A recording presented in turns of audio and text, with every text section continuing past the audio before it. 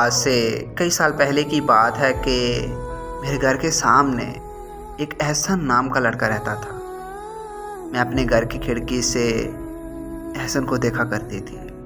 वो इतना खूबसूरत था कि मुझे उससे प्यार हो गया। वो भी मुझे देखने के लिए गली में खड़ा रहता था।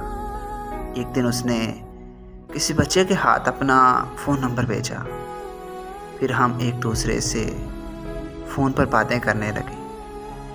मुझे घर से बाहर आने जाने की इजाज़त नहीं थी, तो हमारी कभी आपस में मुलाकात नहीं होती थी।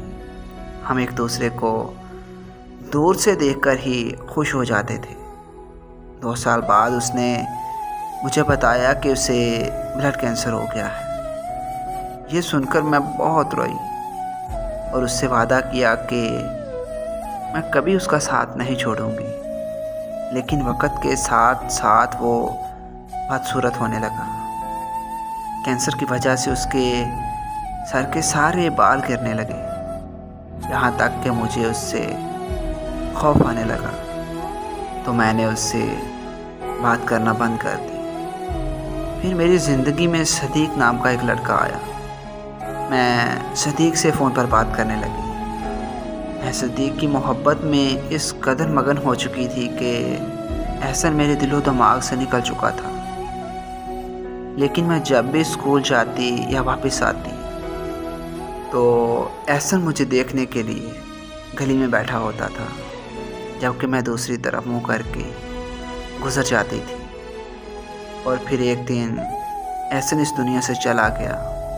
एहसन की मौत के बाद मेरी ज़िंदगी का बुरा वक़्त शुरू हो गया। मुझे सदीक ने किसी और लड़की के लिए छोड़ दिया। मोहब्बत का दर्द जाना तो मुझे एहसन का दर्द समझ में आया कि एहसन मेरी वजह से किस कदर तकलीफ़ में रहता था। अब मैं कई सालों से अपने घर की खिड़की से बाहर घंटों एहसन को ढूंढती रहती हूँ, लेकिन वो मुझे कहीं नज़र नहीं आता। अब मुझे सदीक की कोई बात याद नहीं आती, मगर एहसन का चेहरा हर वक्त मेरी आंखों के सामने रहता है और मैं उसकी याद में घंटों बैठकर रोती रहती हूँ। काश वो एक बार वापस आ जाए